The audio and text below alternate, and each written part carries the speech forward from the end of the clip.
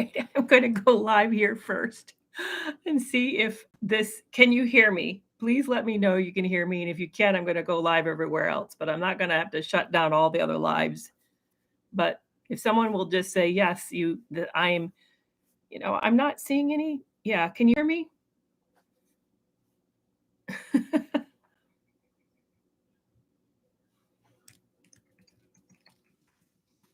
Nothing but technical problems. Don't you love that? Somebody is here. Hopefully, somebody's going to answer and let me know that you can hear me. Yes. Okay, great. I'm going to go live everywhere else then, and then we can start this over again. She's my MacBook, for some whatever reason, is just super touchy and it just loves to give me fits around this. So I'm so glad that you guys are here. Thank you so much, Mariel and Scrap Along Mail. I appreciate that. Yeah, back to what we're going to be talking about today. How do you know if you're the narcissist, or if you're in a relationship with somebody who's toxic and has a personality disorder, who's actually the problem, but they love to make you the problem because they don't take any ownership over themselves and why they have issues. So let's get into that. A lot of you who had joined me previously, and so sorry about the technical difficulties. I just need to get into a habit of restarting my computer. For whatever reason, the sound is glitchy on my MacBook, but I'm back with you and I'm thrilled to be here. And I'm Dr. Kerry Kerr McAvoy, and today we're going to be talking about narcissistic abuse, but particularly when narcissists like to make us the problem. So I'd really like to hear your issues, what you guys have been struggling with, what's happened that's created this confusion in you that's made you wonder whether or not maybe you're the narcissist, maybe you're the one that has a problem. And as I was saying earlier, this isn't an issue for me because my ex knew that I was a psychologist and he knew I'd had lots of therapy and treatment. So he knew this probably wasn't a strategy that would work with me, although he severely gaslit me. Man, he was masterful. I did fall for the gaslighting, but I didn't fall for him saying that I was a problem, because he took on the problem. He was the one that said he had this addiction, and that all the problems were related to this addiction, that he needed help. So he took on this role of the victim. That was the strategy that I experienced. But I know a lot of you have experienced the strategy where you're being accused of being the problem. Maybe you're in a family that scapegoating you and making you out to look like the crazy one, ask that you're looking for too much. You're making a big deal out of everyone. Maybe you're in a marriage where anytime that you bring up any issue, then it flips about, why do you have to be the one that makes everything so hard? And why are you so sensitive or overreacting, or can't ever let anything go or let anything down? So it's a common tactic. Narcissists like to do this, and it's really interesting why. For one, they don't truly see themselves as having the problem. I've heard them say that they feel like they're different, and then they know that there's something about them that's not like the rest of the world, but their perspective of that is that they're superior. The difference makes them better, not that it makes them worse. And so they don't feel unhappy. They're not like miserable because of their symptoms. You know, think about it for a second. The lack of empathy, not being concerned or impacted by other people's misery or feelings, actually might feel like a relief. It might feel like they're detached and like they get to watch things from a distance, that it doesn't have to impact them. So that's not really a negativity to them. It's bad for those around them. It's bad for us, because that means then we don't feel supported, and they aren't concerned, they aren't moved by our pain, and if anything, they don't care about hurting us. They are open to hurting us. Another one is jealousy. That's one of the main diagnostic criteria of a narcissist, is that they're very jealous, but they experience that as they externalize it. Life's not fair. They don't say, oh, I'm a jealous person and I'm racked with bitterness.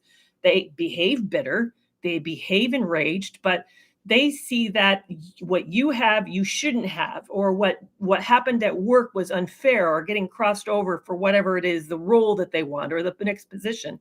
They see that as the result of life's unfairness. They don't necessarily internalize this as oh, I'm a jealous person.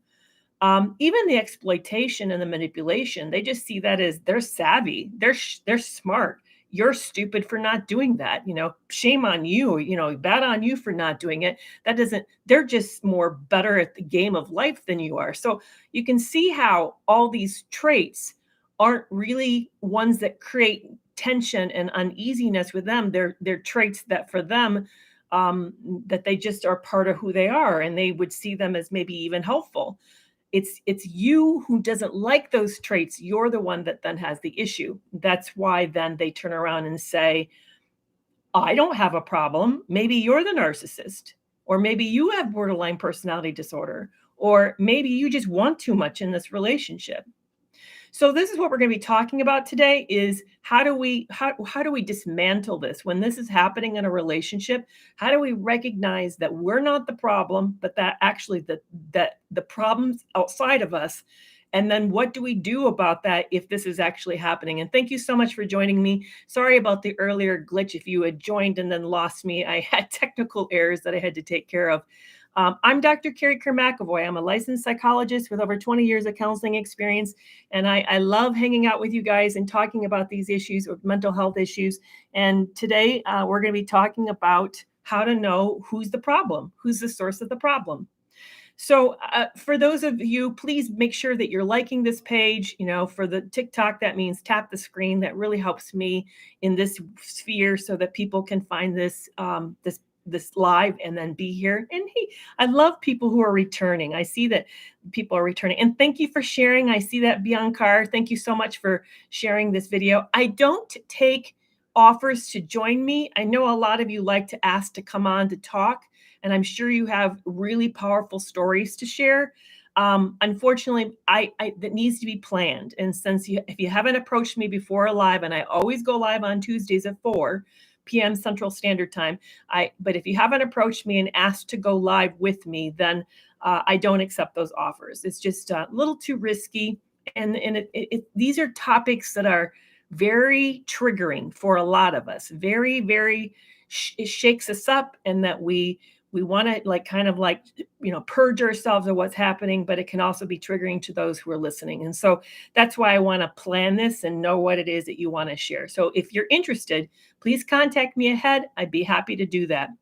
So I'm so excited to see you guys today. So when it comes to knowing who's the problem, and Shauna, I haven't seen you in a long time either. Isn't that weird how these algorithms kind of like make us disappear? I've noticed that there's people on Instagram that I haven't seen in a really long time. And then it's weird how they kind of curate what we view. We have to kind of actively go out and look for each other. So make sure you're following me. Make sure that if you are on a channel where you subscribe and can be notified, that you can do that, so that then you know whenever I'm going to be going live. That can really help. Make sure that you do that. Also, make sure that you're right now liking this, and so that we can get this out more. Oh, thank you so much. That means a lot, Sean. I appreciate that. And I have my favorites over here on YouTube. I'm thrilled to be sitting right now with Scrap Along Mail and Muriel. Thank you so much, guys, for joining me. I really, really appreciate that. So Tracy's asking a really great question. She's asking, how do you deal with somebody who doesn't believe anything that you say? Can you say more about that, Tracy? Like, what is it that you're sharing that doesn't get believed? Let's come back to this while I wait for you to talk about, while you wait for you to kind of explain your situation. I'm going to share a little bit more about, I just said narcissists are hardwired. So they lack empathy. They tend to see everything competitively and with jealousy. And so, but that's just their worldview. It'd be like telling somebody who has brown eyes that their eyes are green. No, they're brown. They've always been brown. I don't know what you're talking about. Or I know a better example. It'd be like here's a great example. I learned my friend had her sons who were born colorblind, not just the blue-green type that's common. They were completely colorblind. They saw no color at all. She didn't know that until she took them out to do strawberry picking and learned that they didn't know what red was. They couldn't see the white ones from the red ones at all.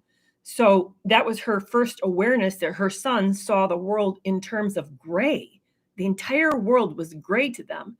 So it'd be like asking somebody who saw a gray world describing what the color blue looks like in the sky. They would tell you it's a shade of gray.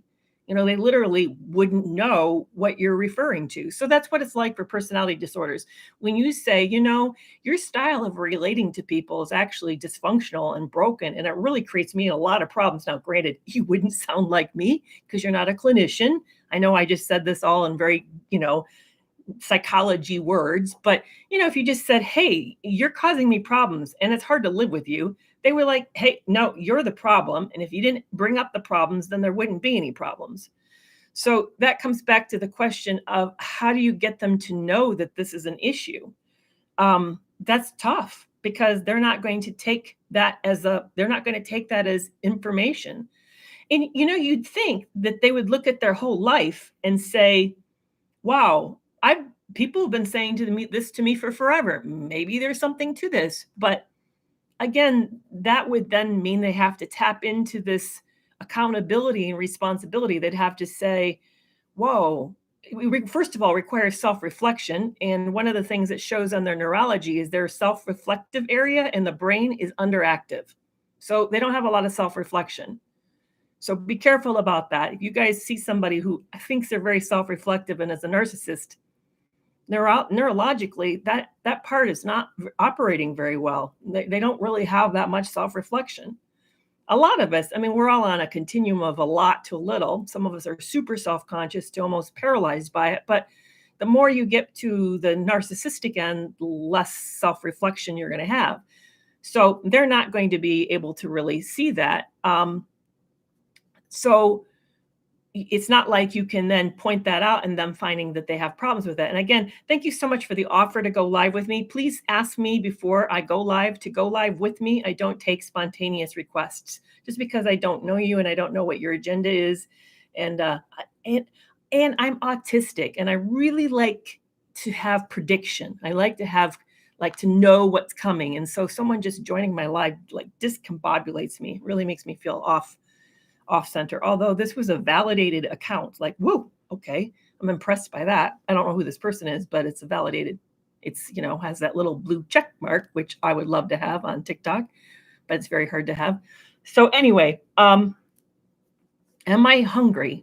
Yeah, I'm kind of hungry. Jungle repair, but I don't know why you're asking me if I'm hungry. Hey, Super Sloth, so great to see you. So I hope, Tracy, the fact that, okay, you are writing to me, the fact he thinks my parents paid for everything and I don't pay them back. And I'm seeing, okay, I'm trying to read your story, Tracy. And then Shauna's asking, is narcissism genetic? That's a great question. He thinks my parents pay for everything. So my question would be to you, Tracy, is do you need him? I guess it's a him you're talking about. Do you need him to, is it your parents who believe this or your partner who believes this? That part would be helpful to me. Yeah. The hard part is when someone believes what they believe, it's very difficult to make them know something different, to think something different. Your partner thinks that. Your partner thinks your parents pay for everything and that you don't pay them back, even though, first of all, your parents' relationship with you is your own private business. That's my first take on it, is why is he concerned? So it's none of really his business. It'd be like you wanting to know what his relationships are like with his kids or with his friends. It's really outside your purview. It's outside your boundaries. So I'm not for sure why it's an issue. I suspect it's an issue because he's made it an issue because he likes to harp on you and he knows it gets to you, that this is a hot button for you. So my suspicion is that that's what this is and that it does get to you. You'd like to convince him, which then if your partner is toxic, and I don't know, but if your partner is toxic, they're going to double down on that and then really stick to their guns and see it as an issue, regardless of what you say. You're not going to, in other words, you're being gaslit around this.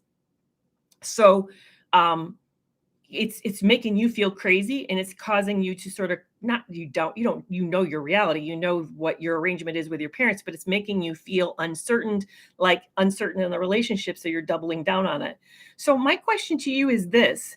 Yeah, he feels he's right about everything. Nothing I say is any good.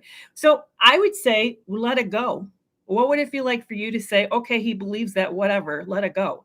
Here's an example of how mine was a clothes hound. He had this relationship with his clothes that was really unusual. In fact, he told me when I first met him that he didn't allow anyone to wash his clothes, that I wouldn't be allowed to do laundry, which pissed me off. And I did laundry because I certainly wasn't going to have him do my laundry. So I did do his laundry, but he always accused me that whenever we would go anywhere, that I had to pack everything. He just said, we always know how much you like to pack and how much you have to take. I don't know what the guy was talking about because I'm not that unusual or that extreme, but he needed to see it that way. And I just found that it was best to ignore it, just to find it like it's a whatever. If that's what you believe, whatever. It's hard though, because that means you have to exist with feeling misunderstood or maligned. And that's the part we don't like, is that we really like to have the record set straight. We like to know that people see us properly with perspective. And so it's very uncomfortable. So I know that it's super, super uncomfortable to leave it this way, but I'm going to recommend that it's not worth the discussion because he has a need to attack you this way. That's what I see, Tracy. He has a need to make this an issue for you. There's a lot of great questions coming in here. Thank you guys so much for joining me. I'm Dr. Kerry Kerr McAvoy, and I appreciate it. And if you guys don't know my story, not only am I a psychologist, I got into a toxic relationship after working in the field for over 20 years. You'd think I would have known about narcissistic abuse. We can talk about that too. Why do mental health field is behind the 8 ball on narcissism? Why do we know that narcissist personality disorder exists? Why do we not have a good treatment protocol on this? Because we don't. The truth of the matter is we don't. I certainly wasn't. I was trained at one of the cutting edge graduate programs. In fact, when I talked to other psychologists about my training, I got education on personality disorders way back in the 80s when it was just came out. I mean, that's how cutting edge it was. And then I found it so fascinating that I continued to keep my education up on it. But I also then saw patients. I saw a lot of patients. But I ended up marrying one, and I wrote about it in the book called Love You More. So if you are looking for a story written like a true crime story, it's written like a narrative. It's a memoir, but it's not written like, I tell you my story. In fact, people say it keeps them on the edge of their seat, and some people can't stop reading it. They just find pour through it in a few days. It's on Audible, and it's also on Amazon and everywhere. Yeah, thank you so much, Janine. So wherever you can find books, you can find this book. It's in hardback, paperback, and ebook. But the newest book that I just put out with Lisa Sunny is Surviving to Thriving. This is a workbook. It actually has questions and, where, like, what are your past triggers and how do you kind of help you through that? It identifies the 6 obstacles to healing that abuse victims struggle with. And they include like letting go and cognitive dissonance and feeling guilty about the situation and feeling bad. So if you're looking for help, please consider this workbook. And I also have a group, which Janine is a member of, and I have a couple members on this live right now, which is called Toxic Free Relationship Club. It's not cheap. I'm going to tell you that. It's not cheap, but if you need financial assistance, please talk to me and I can help make that arrangement. But it is fantastic where we have online support. I meet every week for once an hour, 1 hour with a group with a video chat. There's a online course. My First Steps to Leaving a Narcissist is there. My book is there. You won't need to buy the book. You can get the book when you get into the club. And we also are doing webinars, and the webinars are free to members. And the next webinar is with Lee Hammock, and it's the end of August. So Lee Hammock in the end of August. So if you're looking for a support from a psychologist, support from a group, and you'd like to be able to sort of like really learn more about it, like kind of enter this masterclass while you get community support, please consider joining Toxic Free Relationship Club. Like I said, it's the cost. It's less than the cost of one coaching call a month. So consider how much you pay for a coaching call. It's less than a coaching call per month. And it is jam-packed with benefits. I know that my members are super happy with the benefits that they're getting there and the support that they're getting there from each other and from me and all the stuff that we're learning inside of it. So that's another really great resource. But some great questions. I know Shauna has been asking, is it genetic? What happens? What creates narcissists? What creates them? That's a great question. We don't know the exact cause, but what we do know is that it is biosocial. It's biosocial. So what I can tell you is some things that we now know about the research that's come out on it. One thing that we can confirm, it is not caused by trauma. It's not caused by trauma. Yes, trauma is impactful. Yes, all of these individuals have had trauma in their life. That's true. But 80% of us have had trauma. 80% of us had. So if trauma was a variable that really was pivotal in the creation of narcissistic abuse, or narcissistic personality disorder, and 80% of us, at least in the United States, and probably closer to 100% in the world, have had a highly traumatic experience, don't you think then the rates of narcissistic personality disorders would be higher than 5 to 7%, right? That doesn't make sense, 5 to 7%. Hey, Crilly, that's a great question. You're asking where to get Surviving to Thriving. It's hard to find in Amazon. The best way, because Amazon is still putting it in its catalog. So if you put it in the title, you're not going to find it. What I recommend is you go to the link in my bio, and the link in my bio will take you to the Amazon store where you can get it. Or actually, it doesn't. It takes you to the PDF version. You can buy the PDF version directly from me. Yeah, you know what? That's a really great question of how to get it. Lisa, I know Lisa Sunny just joined us, Stronger Than Before. She probably has a link in her bio where you can go to it right directly to Amazon to get the book. But Lisa, I don't have that in my link right now. So it's hard. How I get to it is I put in Lisa Sunny, pull all her books in, click on her name, and then it pulls up. It's one of the many books that her and I co-wrote this. It's one of the many books that she has in her list. She's prolific, and her and I co-wrote it. So it's on her list. Yeah, so let's go back to the question of how does narcissistic personality disorder get created? So what they found with the genetic studies is that 70% of identical twins raised apart showed narcissistic symptoms. So if one twin was narcissistic, the likelihood of the second twin being narcissistic was 70%. So that says there's a high concordance, what it's called, concordance, high occurrence rate among family members. So there is a genetic component, but it's not. If it was only genetics, there would be 100% rate of occurrence from one twin to the next, and there's not. So that means there's some other variables that are factoring in. So that's why we call it a biosocial problem. Now, yeah, that's interesting, Philip. Philip says, I'm a twin and we have the same personality for the most part. So that comes back to Shauna's question if she's concerned about a family member who's showing signs of it. Yeah, it's legitimate. I mean, if you have a partner that you think who has been diagnosed with MPD, and now one of your kids are showing signs of it, it would be for me a place of concern. I think there's some things that you can do though to help curb this and move it into another direction. One is that I would do a lot of cognitive empathy teaching, just a tremendous amount of cognitive empathy. And I have some suggestions on how to do it, but I'm not going to take up time today to do that. So be sure to follow me on other things and we can circle back to it because I really want to get to the other questions around how do we know if we're the person who's causing the problems? Because I want to announce that I have a new questionnaire. If you're wondering if you're the problem or if you're the narcissist and you're not sure, you're being accused to it, please check out my new survey that's now in the link in my bio called Am I the Narcissist? It's a short survey, probably will take you less than 5 minutes, and it will tell you whether or not you are or are not. And if you are, it will tell you if you're mild, moderate, or severe. So it's going to give you, and I even tested it. I had a narcissist take it and see, and yes, they scored narcissistic.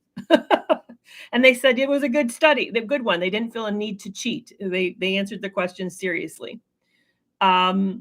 Yeah, so if you're wondering about that, please check out Am I the Narcissist? The link is in my bio. Can you become a narcissist from living with one for years? What happens with that, Jules, and that's a great question, is that you pick up characteristics because you're learning to survive in this very toxic element. You're learning, it's like they call them fleas. It's like if you live around it in a habit, how many of us have had an animal that we didn't keep up on its flea powder or its flea medicine and they get really bad case of it? And then you go away for vacation and you come home and they're like literally jumping off the carpet on you. Ugh, I've had that happen. It's really awful. So yes, we can begin to learn those strategies, partly just due to survival. You know, the pain of living with somebody who is unsupportive, dismissive, invalidating, ignores your needs, gaslighting you, then you begin to do things that you normally wouldn't do just to survive. You get them back. I remember one thing that I started doing was the non-apology apology. Whenever my ex would accuse me of something, I, instead of like taking it seriously, because he never took anything I said seriously, I just started saying, yeah, I'm sorry it made you feel that way. I just started like throwing that back at him. I mean, I knew it was gaslighting, but it's like hell, you know? I mean, this guy didn't take any ownership. So it certainly is very likely that that can happen.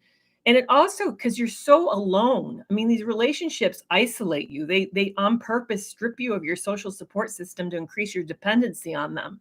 And as a result of that, then you end up they become your sole source. So here it is, this person that you need because you don't have so few other people in your life, and yet at the same time they are also the person who's hurting you. So then you end up like struggling with how do you stay sane in that. So you start to become more narcissistic in an effort to survive.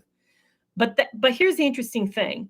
I have a feeling if you were to leave that toxic relationship, that you would result as you heal, and it's going to take work to heal, that you would have to unlearn that. You would let it go as you start feeling safer and could relax and not be so shook up and dysregulated, that you would slowly lose those traits. But it would take work, Jules. I would recommend that you get help or join a community or, do some processing to sort of make sense of what happened. Yeah, you said it's been horrible and you've been really concerned about becoming one.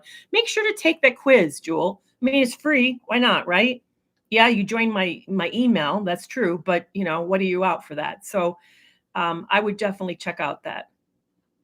So Kim's asking, and I know that a lot of you have been asking, and similar questions coming across all the platforms at the same time. If you were abused by a narcissist as a child, are you more likely to attract narcissists as an adult? Absolutely. Absolutely. Because think about it, then it makes really a lot of sense when you think about it. And I was raised by dysfunctional parents. So yeah, and I realized when I left that toxic relationship. Now I'd been married a long time, and my first husband passed away. He had a few narcissistic traits, but he was not a narcissist. He was far from it. He was self-reflective, and he also was He was open to change, and when he understood something and he cared about the fact that it hurt me, and he knew how to show up for me too. So there were parts of it that was fantastic. But when I got out of that second relationship, that was extremely, I mean, like I went from like maybe my first husband might have been like a 3 or a 4 on a scale with 10 malignant narcissists. Then I turned around and like married a 9. I don't know why I did that, but and I see that question on vulnerable narcissists. I will get to that, Callahan. That's a great question. Why, I don't know what, but when I got out of that relationship and I assessed all my relationships, I realized that there was a lot of narcissists in my life. I had been attracting them everywhere because you get used to it. You get used to having people not see you, and you get used to the way that you're sort of like fine. Here's one of the things I realized. I'm not finishing my sentence. I realized that that attraction for me, and this included friendships, that excitement and attraction was actually fear. And I'd failed to recognize that I had gotten so acclimated to fear and being overly excited, like scared, that I misinterpreted it as connectedness when it really wasn't. And I'm having to relearn that safe relationships are boring and flat. So that was sort of like I had to like relearn how to look at relationships. And then when I spot that grandiosity or the self-centeredness or the dismissal of me or even the invalidation of me, I had to learn that I have to like distance myself from those people because they're just not safe people for me to be in a relationship with. And I want to stop for a moment. And for those of you who are joining us, I'm Dr. Kerry Kerr McAvoy, a licensed psychologist. Thank you so much for being here. We're talking about everything related to narcissism, and I appreciate that. But we do get really used to that. So, a vulnerable narcissist, there are several types of narcissists, several subtypes. And Phoenix, I know that you asked a question and I missed it. I'm sorry about that. Um, yeah, yeah. Actually, you were kind of making a comment to me, but yeah. So let's talk about the subtypes. The subtypes are the malignant narcissist, which, if you want a really great example, watch Succession on HBO. It is Logan Roy, and then Shiv, a little bit of Shiv, are both malignant narcissists. That's a person who is just hell bent on destruction. They are sadistic. They get off on really making the most of annihilating other people in order to prop their fragile self-esteem up. Yeah, so Dr. Nicole is here and said she's also ended up being a survivor of abuse. Yet, you know what, Dr. Nicole, I know my narcissist targeted me because I was a doctor in psychology, and he told me that. He targeted me because I think for this is interesting. So, you know how killers get bored with killing and then they begin to play with the FBI to see if they can outsmart the FBI? Ted Bundy did that. He got really kind of tired of it, the routine. So he decided to make it a cat and mouse thing with the FBI. In fact, that's why he went to Florida, because he knew that Florida had the death penalty and he wanted to see if he could somehow outsmart them, if he was better than them. A really great book on this is Anne Rule wrote. Anne Rule knew him, by the way. I don't know if you knew that. Anne Rule worked alongside of him at a suicide hotline. Ted Bundy had a bachelor's in psychology. And so he was very sophisticated on how, he's strategic, very strategic. Well, narcissists like a challenge too. And so what they do is then they begin to target what they perceive as people that they think might outsmart them. And they get into the relationship with them. And so therapists and psychologists are vulnerable. Dr. Nicole, if you've not read Dr. Kristen Milstead's book, Why Does He Do That? She also was a sociologist who got targeted and ended up in a really abusive relationship. She writes about it, and it's a fantastic book with synthesizes all sorts of research in it. And it really describes the process of how we get targeted, why we get confused, why we stay, why it gets hard to get out. But mine told me he had done that too. It was interesting. He used to like to ask me the question, if I'd met him as a client, would I have fallen in love with him? And I said, no, because I have a boundary. It's illegal for me to have a relationship with a client. I would never do that. Oh, well, I would have fallen in love with you when you fall. I mean, he wanted it. That was one of his games. He loved to corrupt relationships. So, he would like to ask that. And Ted Bundy's co-worker's name is Anne Rule, A-N-N Rule, like R-U-L-E, Anne Rule. I think the name of the book is called The Stranger Beside Me. The Stranger Beside Me. If you just took the test, you're going to you're going to be sent to a link to where the results are. So if you took the test, it should take you to your result page. And I'll make sure to. I don't know why it's not giving you your scores. That's really weird. But yeah, Anne Rule wrote about, and I can't do anything about it right now because I'm on this live. Yeah, the Stranger Beside Me, exactly. Anne Rule. Yeah, it's a fantastic book on Ted Bundy. Yeah, okay, you did try it and you got a 9. Okay, see, so you're not the narcissist. You scored below the threshold. Yeah, I was curious, how does that make you feel knowing that you scored below the threshold of being a narcissist? Oh, so Maddie says, read In Session, the bond between women and their therapists. Oh, that's interesting. I'm not going to tell you the threshold because then I don't want you like skewing your results. Yeah, somebody are like, what's the threshold? What's the threshold? I'm not telling you what the threshold is.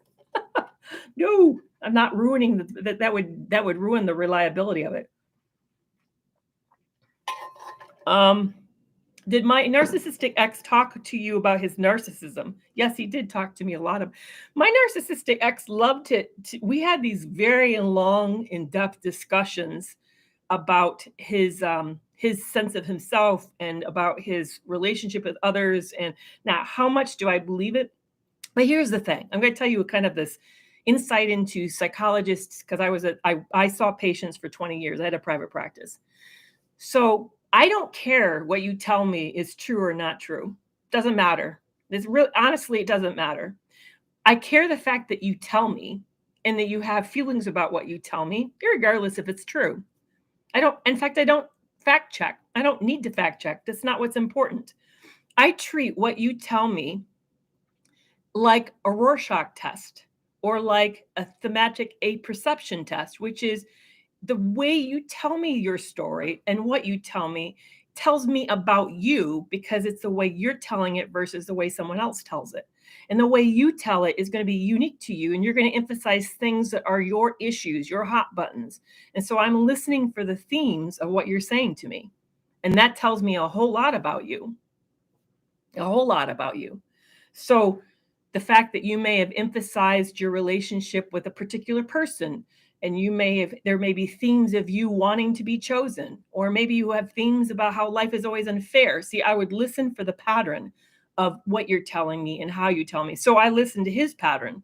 I listened to the way he sort of descripted and saw the world, his worldview. And then that told me a lot about him. And that was, he saw the world as unfair, that he felt that he always got the short end, that what he did was right, in his efforts to retaliation was deserved because he deserved better.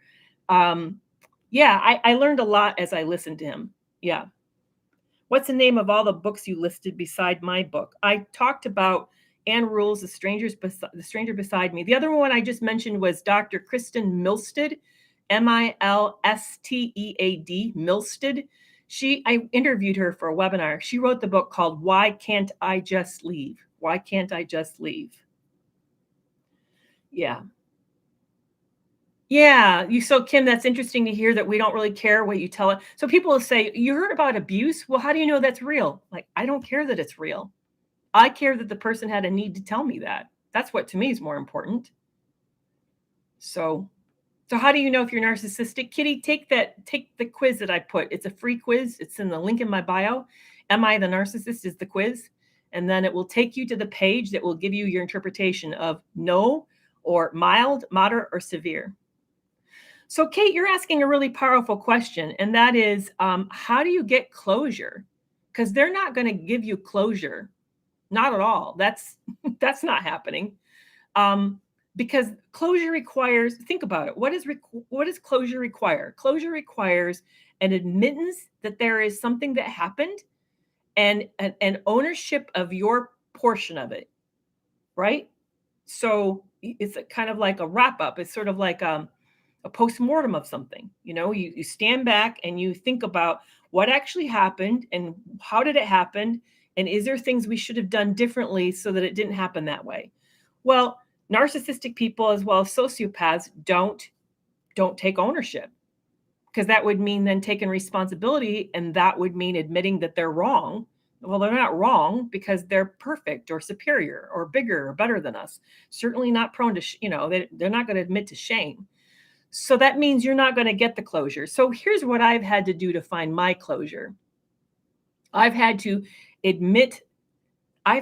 tell my story to myself and tell myself that my version of it was valid and important and that it mattered. And that's why I found writing the book super, super helpful for me, because writing Love You More was my way, which is my memoir, my way of saying to me, this happened. This was crazy making. This was wrong. It shouldn't have happened. It was done to me. I felt weak. I felt like I was weak throughout it, but I was able to kind of look at it head on and sit with that. And that helped me. I also think that it helps to get validation from others around you, which is, again, another reason why I've created Toxic Free Relationship Club. Because one of the things I did when I first got out was I joined a group See, my ex claimed he had a sex addiction. So that's how we kind of characterize all the narcissistic abuse as sex addiction. So what he was doing was acting out his sex addiction. Now, do I really believe he has a sex addiction? Yeah, he misuses sex horribly. Is he a sex addict or is he more of a predator, like a sex offender? Yeah, he's more of a predator. So I'm not for sure I'm all that convinced that he's got an addiction so much as he's just dangerous. He's just a very dangerous person. But I joined a community of women who had gotten out of a relationship with partners who had done similar things to him and spent 3 hours a week with them in coaching, 3 hours of group coaching. So I've created something like that with Toxic Free Relationship Club. So if you're looking for that, an 8 on the quiz, you're not a narcissist, M. So, and you should be getting a link to connect to my website so you can actually get interpretation about that. So you can learn more about, I actually have a video on there that talks about it. Yeah. So that's how I found closure. That's how I found closure was to join a group, get support, process it with a group, process it with a professional who was heading up the group, really work through it, be able to. I wrote the story down, which, what we do in the group is we do a lot of guided meditations. We also do classes and if you're a 1, Sally, you're definitely not a narcissist. I mean, you're nearly like perfect. Who scores a 1? I don't score a 1 on that thing. My narcissism is higher than that. So, yeah, can I do a quick review of an 8? You're not a narcissist. That's a quick review of an 8. You're in a relationship with someone who's making you feel like you're a narcissist, but you're not a narcissist. And I'm intrigued that you're not getting connected to the page. And I find that interesting. It may be that it's slow. I don't know why that's happening. I'm going to make sure to check into that. And Sally, you're laughing. Yeah, Nasir, that's a great question. I know I have jumped all over here today because you're on it. And I believe you, Sally. I wasn't saying that you're not honest. I believe that you are honest.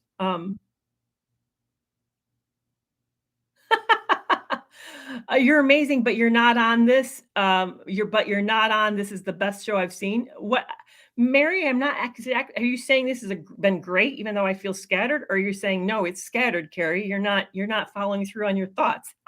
Because I started out saying we're going to talk about types. We didn't talk about the types. Let me list them: malignant, vulnerable, which is also the covert, communal or hero, grandiose, and conflictual or antagonistic. Those are the 5 types that are pretty recognized these days. There's also the dark triad personality and the narcissistic sociopath. I would say they're like kind of butt in and are close, but they're like related.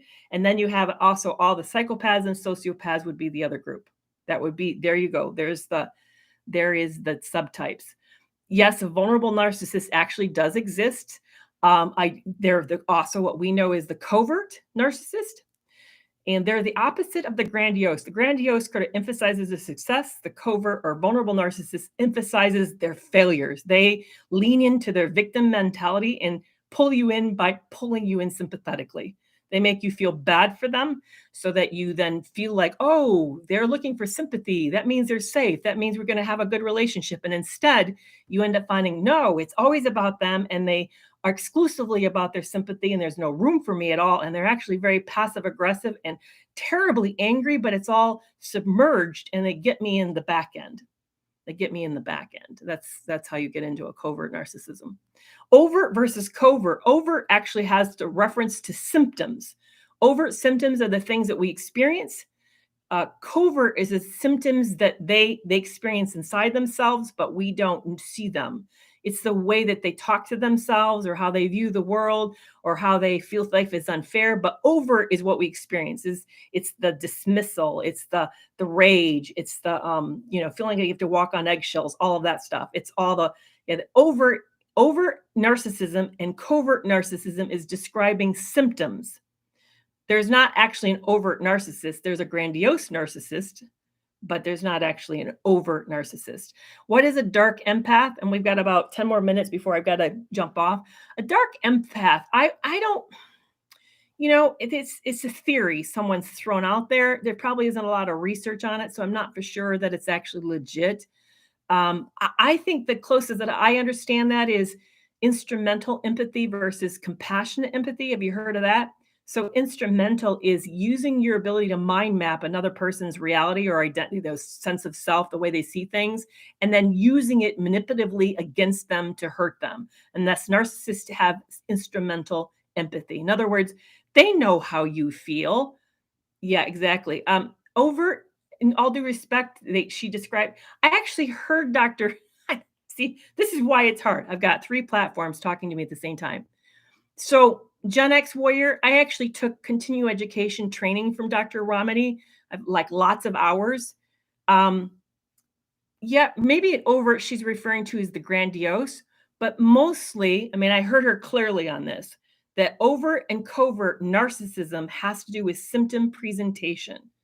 I'm not saying it's not a subtype too. That's what gets really hard about all of this is that there's subtypes and we have these words that we're changing, like covert is now being called vulnerable. And then we have these ways we talk about narcissism, like overt narcissism versus covert narcissism, which is a symptom presentation, which makes it really like confusing.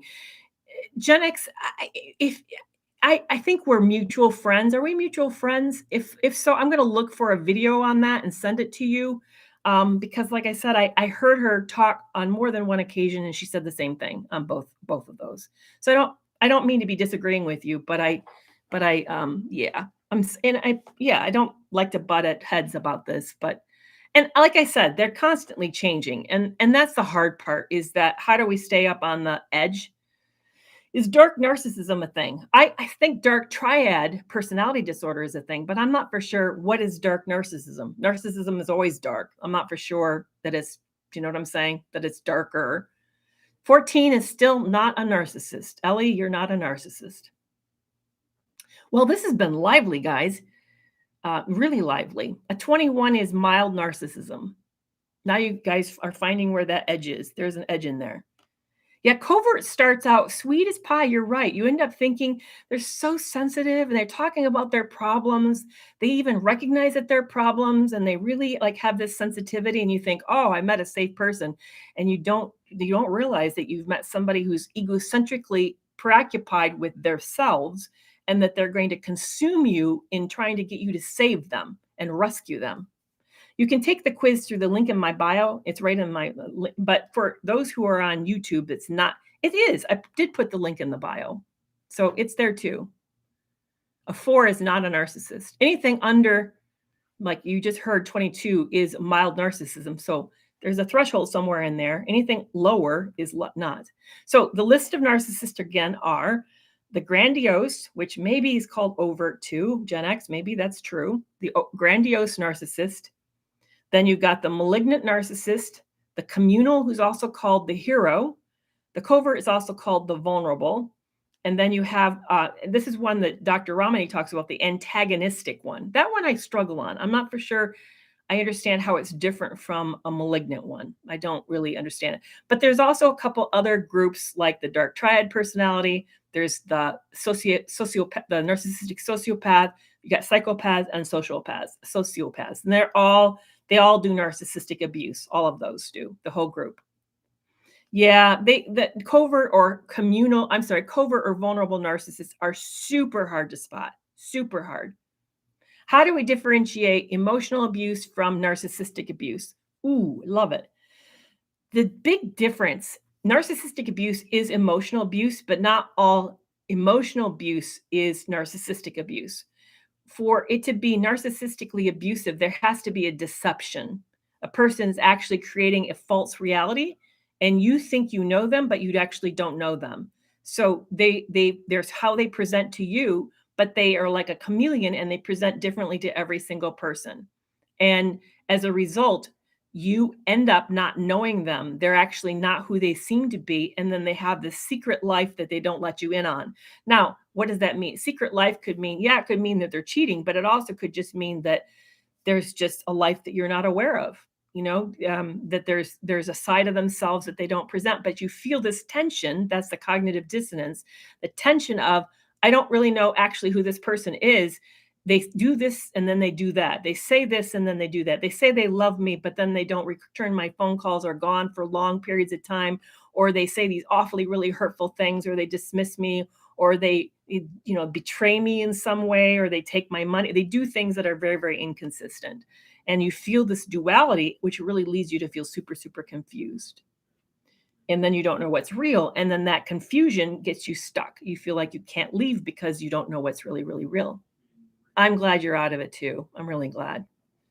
Yeah, it is crazy making, guys. It is crazy making. In fact, I have you all heard of gaslighting syndrome? Have you heard of a gaslighting syndrome? I have not. I was doing getting ready for my YouTube longer content called Toxic Love, which comes out every Thursday or Friday, depending on how the week goes. But this in 2 weeks, it's going to be on gaslighting. And so I was doing research about this. And gaslighting syndrome is what happens when it's so prolific, so severe that you begin to doubt your own reality, and they end up, you can get institutionalized. And I read a government report that says they think a lot of people end up in the hospitals that are actually may have been victims of this, that there's more of a number of people who end up being seen as the problem. The family makes the problem, and then they end up getting, seeing as they have the mental health problem. Isn't that crazy? I mean, that's awful. The test is the link in my bio. The test is the link in my bio. Yeah, I was horrified. Stockholm syndrome is when you are brainwashed to believing that you're in a really great relationship, and you start to like fawn and do a lot of this crazy making in order to get along with the person. Gaslight syndrome or gaslighting syndrome is when you actually start to disbelieve yourself, and it erodes your sense of self-esteem, and you end up feeling like you're the crazy one. That's gaslighting syndrome. Isn't that awful? That was scary. I had not heard of that, but and I actually saw it's in the link in my bio called "Am I the Narcissist?" Yeah, it's a link in my bio. I saw a government report on it, and they think that it happens more often than we end up thinking.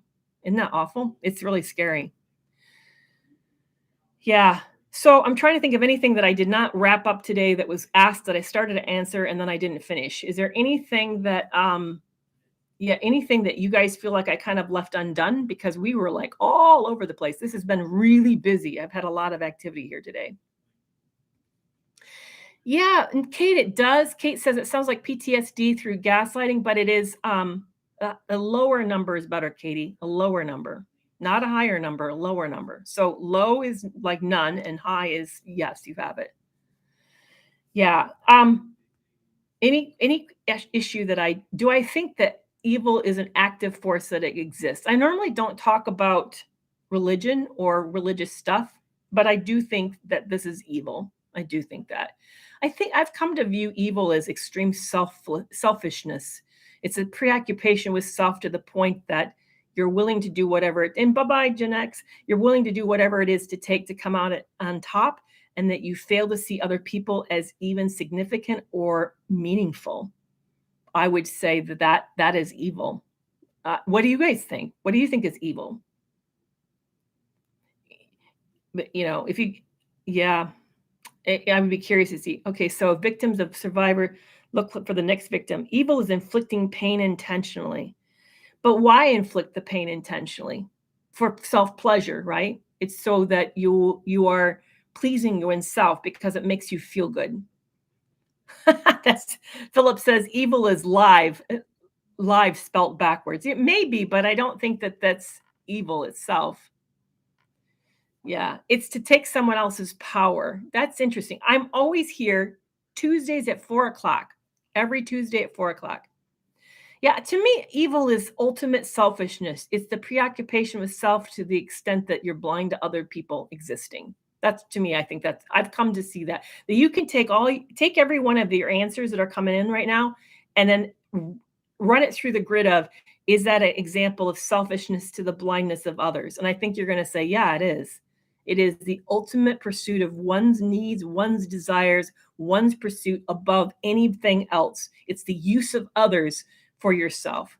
I have read the book People of the Lie by M. Scott Peck. I thought it was wonderful. I really enjoyed it. Yeah, I thought he did a very, very good job with that. Yeah. Well, you guys, I'm going to hop off, and I'm going to be joining Ingrid Bergman. She actually got 3 Academy Awards for that movie of Gaslight. Did you know that?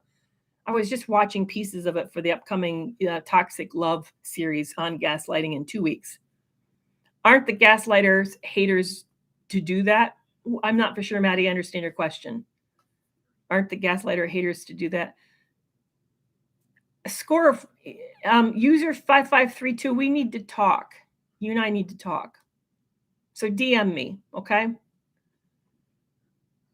Well, this has been wonderful, guys. Really, really rich. I'm jumping over to Toxic Free Relationship Club for our weekly video group chat. And so I will be back here Tuesday, next week, Tuesday at 4 p.m. And we can do this and we can talk about this. And I'm thrilled to hang out with you today. Thank you so much for this. It was fascinating discussion. I love how we kind of bounced everywhere. It was really, really interesting. It's funny. I love this is the autism in me. I really like cohesiveness. This was not cohesive. So I hope you don't mind that it was not cohesive and that we just jumped everywhere. And if you're autistic like me, it probably drove you nuts. But if you're not autistic like me, maybe it didn't bother you that bad. No, Michelle, this is not a subscription chat. It's free. Hey, you guys, I'll be back here next Tuesday at 4 p.m. Appreciate you guys so much. Thank you so much. All right. Best to you. Bye-bye.